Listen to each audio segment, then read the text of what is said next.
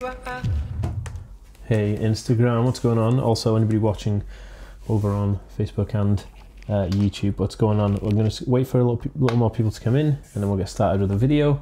But basically, in this video, I'm going to be talking about dealing with emotions, autism, Aspergers syndrome, dealing with emotions, and dealing with difference of emotions, black and white versus kind of like the grey area in the middle. Let me know, hey guys, let me know if you can hear me okay in the chat. Give me like a heck yes, Dan, we can hear you. Because I need to know if you can hear me all right. I'm using a microphone to make it a bit more professional, you know. Christmas mug, because it's Christmas time. Anybody watching this on the replay, hey, how's it going? Good to have you all here. Let me know you can hear me okay. Just let me know in the chat you can hear me. Good. All right. So I wanted to do this video, a nice live video, because usually I don't do live videos, but now I realized I could do these live videos in here, then upload them to YouTube like you're watching right now if you're watching on YouTube, and it's all well and good. So I wanted, excuse me, I just, oh gosh, got a bit of a cold going on today. Like, oh hey, Entice Creative. I actually did a talk with them about algorithm hacks. How's it going? All right, so anybody watching on the replay on Facebook or YouTube, I'm sorry that you're not in the live chat. Doesn't matter. It won't take away from the content we're talking about here today. So basically, I thought I'd do this video like this because I thought it was the best way to do it rather than a sit down video on YouTube. But if you wanted me to do more of a sit down kind of academic, looking at the academic side of it and the study side of it on YouTube, let me know in the comment section below if you're watching this on the replay on YouTube or Facebook, and then I will upload that. But I wanted to talk about the difference of understanding emotions and reading my own emotions, dealing with those emotions. So, and I want to use a classic example because the feeling was raw and it's difficult. So people on the spectrum who have autism and Aspergers syndrome, they have a difficulty understanding their own emotions. Like they don't know how to properly kind of like show those emotions. How do I deal with them? How do I communicate my emotions out there? Because it's very black and white. So something's either one way or the other way. So for instance, I can be really, really sad about something, and I'm really sad about it, but then I can be also instantly happy about something and be really happy about it. That kind of middle ground, that grey area, is non-existent for me. So it doesn't really, I can't just be like a little bit, I have to be everything or nothing, you know what I mean? It's like that whole meme with the light switch, you know what I mean? My emotions on or off, it's like, that's it. And so the interesting thing that I want to talk about is that I was really involved with a political campaign that's happened here in the UK. So pretty much this week, or the week just gone, we had a general election here in the UK. And the general election was between two political parties, really. There was loads involved, but there was only two main ones. And I was heavily involved with Her Majesty's opposition. I work quite closely with the Labour Party, and I did a lot of work with them, and I spent a lot of money promoting them, and I put a lot of money in there, and I donate to a lot of charities that are involved with them, and all those kind of things. Anyway, but I was emotionally attached to it, and I know the leader of the party, or the ex-leader of the party, a guy called Jeremy Corbyn. I actually know his son, and so I was quite involved with the Labour Party and really kind of like, you know, there with them basically. And then the general election happened, and unfortunately the rhetoric of Brexit kind of took over, and it became another referendum here in the UK, and the Conservative Party got in. Now, I had an epidemic meltdown, almost a psychological breakdown, because I'd felt despair, and give me just a second, guys. Yeah, I felt despair because like my emotions were like, I can only be really happy or really sad. So when the election came out, and then obviously the far right kind of extreme party got in, I got really sad, but that drove me excessively into anger, and I became so like swamped in negativity and anger, and I kind of couldn't hardly see. My eyes were so foggy, literally actual foggy, and that stress, and I couldn't really talk about it. I can't communicate my emotions that well. So my girlfriend was like, "Is everything all right?" And I didn't know, and then all my friends on my Facebook would just like message me like, "Are you okay? Like, what's going on?" And it's kind of like it was consuming me, like this negative anger, because I was scared, you know, fear kind of consumed me, but there was no way to communicate that. So everyone was asking what's wrong. It's like, I don't really know. I don't know what's wrong. I just feel a certain way.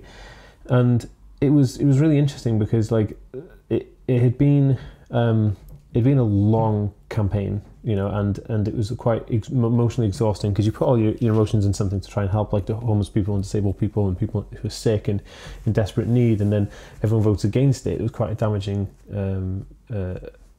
it was a damaging kind of like thing for my psyche. So this is interesting. So my mental health took a massive kick, and it's funny that my mental health took a huge kick in the ghoulies because my autism doesn't allow me to see that middle ground, that grey area where, like, okay, there's you know, there's a way that I don't know, you know, I can't explain, like there's a grey area, so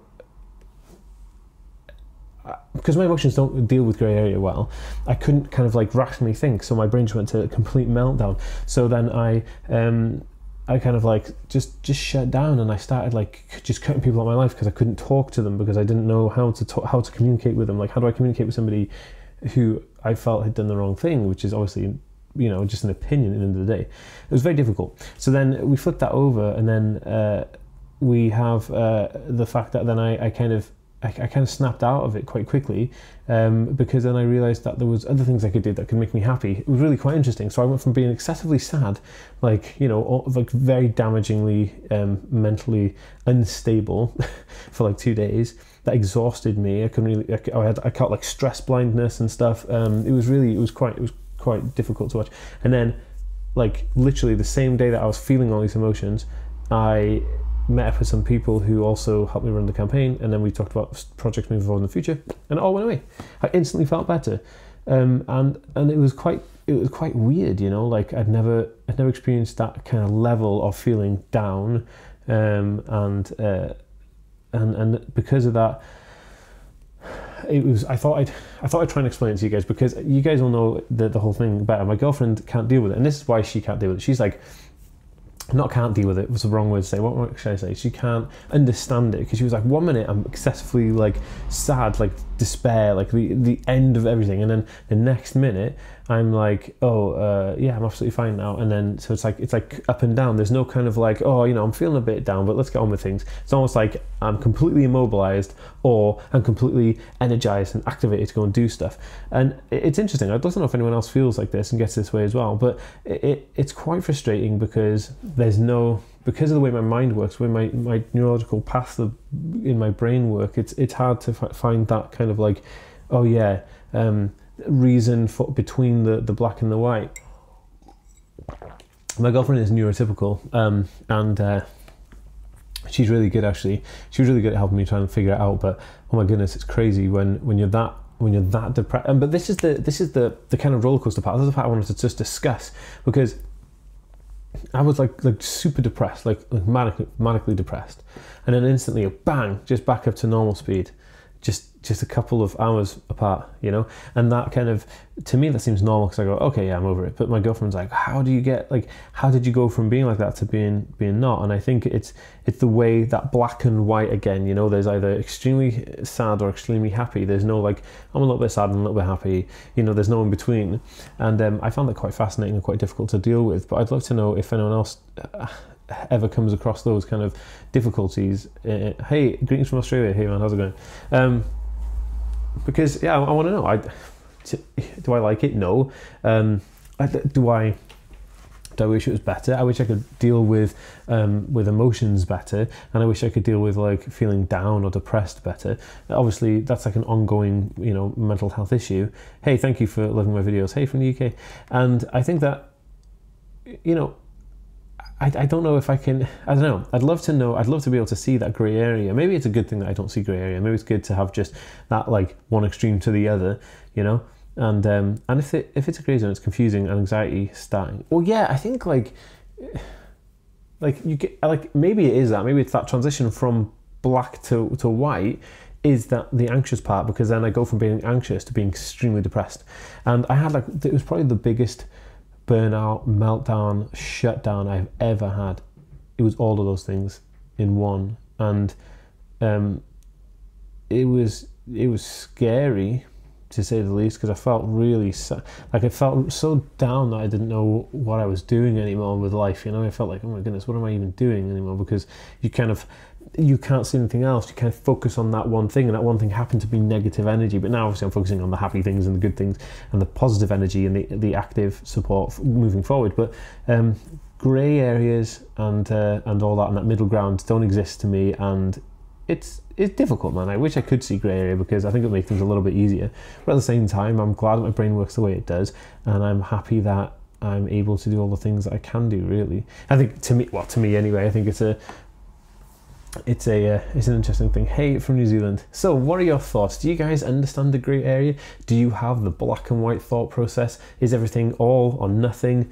Or can you just go half and half? If you do, well, and also I'd like to know some techniques on it. Maybe I should do a proper video on it, not just a live video, because maybe I should look at like the definitions of like, you know, how to bridge that in between part, because I don't know if it's healthy going from excessively depressive to excessively happy. And then just stay in there, you know. So it's not like, but you know, I don't know. It's not like you're going like that and you've got like manic depressive personality disorder. It's like I'm extremely depressed, then I'm extremely happy, and I just carry on that path of being happy until something else knocks me down, and then I'll go back up to being happy. But it's not, you know, it's frequent as a manic depressive, I guess. How do you feel about online therapy like 7 Cups or Talkspace? Guys, actually, I am trying out a new one. I'm trying out an app, a mental health counselling app, which I will be giving you guys access to soon, because they wanted me to just try it out, and so they give me like free access to try it out. So I'm going to try it out, and if I like it, I'm going to promote it, and you guys will have, I'm sure you guys get a discount code if you get my link. But anyway, all that is coming with a company. And I'll tell you more about it when it's ready, but I want to test it out first, because what I don't want to do is send you to something which is just rubbish. You know, I want to test it out, because I've been looking at different ones, and you're absolutely right. You know, does online counselling work? Well, I know what counselling works, so does online counselling work? Maybe, I'm hoping so, and I'm hoping this one is. I actually have a counselling session this week on the 20th of December, which is, I don't know, it's Friday, in the evening, and it's going to be good, and I'm hoping to see, you know, if it works really well, then I can promote it to you guys. So in terms of emotions, I think that this is one of the causes of the shutdowns, is because when I'm feeling overwhelmed with emotion and I can't kind of like express that, maybe that is the grey area, but no amount of talking really expresses my emotion, but that physical, like boom, hitting that rock bottom low depressive state is kind of like my emotions kind of coming out and rocking out a little bit.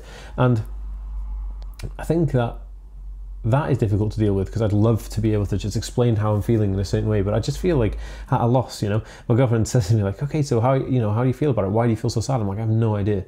Like, I can't explain it, and I try and explain it, and it just like, I don't even know. I felt like the only thing I could say to her is like, I felt detached from reality. I felt like outside of that, like, and it sounds weird, doesn't it? It sounds like you're going a bit mad when you say you're detached from reality, but I didn't mean it like that. I meant like, I couldn't communicate with what I was seeing. I had no way to relate to the environment that I was presented with. I mean, how, you know, and that's honest, you know, like that's how it felt, and it was weird and scary at the same time. Maybe tea talks with Dan should be like a thing. Green tea and a Christmas mug this time, even though I do have like a bunch of different mugs, but this is a Christmas mug.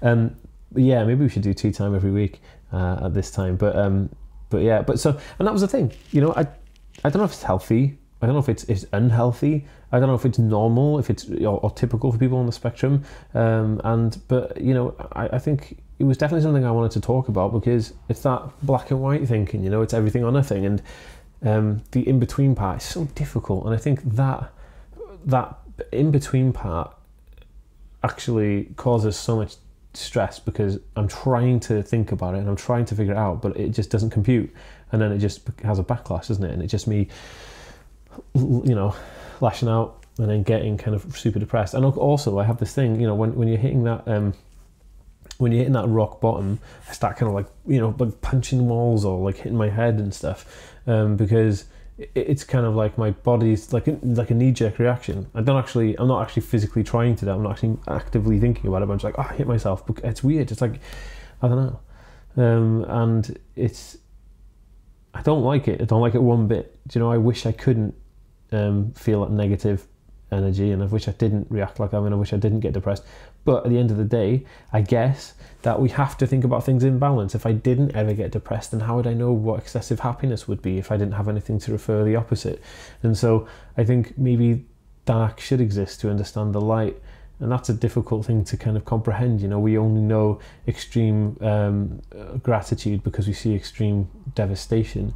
So yeah, I'm always grateful for things, and I do have gratitude for everything, and every moment that I'm not depressed I have gratitude for as well. So what do you think about Elon Musk's chip for autism? I actually did a video all about Elon Musk fixing autism, or solving autism as he said, with his company Neuralink. The video is on my YouTube page, so if you go to my YouTube page, it's like the 5th video I uploaded. If you go back 5 videos, it was that video, Elon Musk solves autism. It's picture me and him like so yeah, definitely check it out.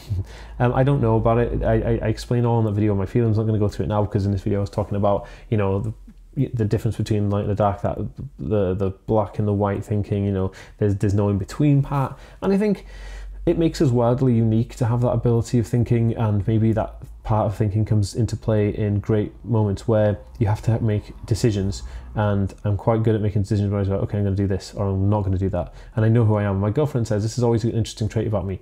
I know what I want and I know what I don't want, and I'll just do those things.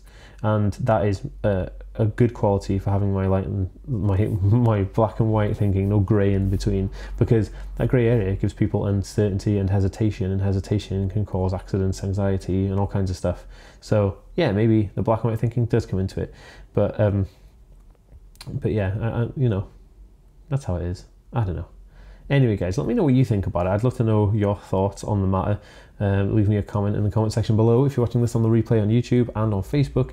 Also, share this video if you think that somebody can relate to it, because, like, if you think somebody can learn from this video and relate to it, please share it. It would be amazing. And I hope everyone has a great Christmas, because it's like December the 17th. I'm going to see Star Wars tomorrow, and it's going to be amazing. So thank you so much, guys, for watching. I think we'll come to the end of this video, and I'll see you next time, guys.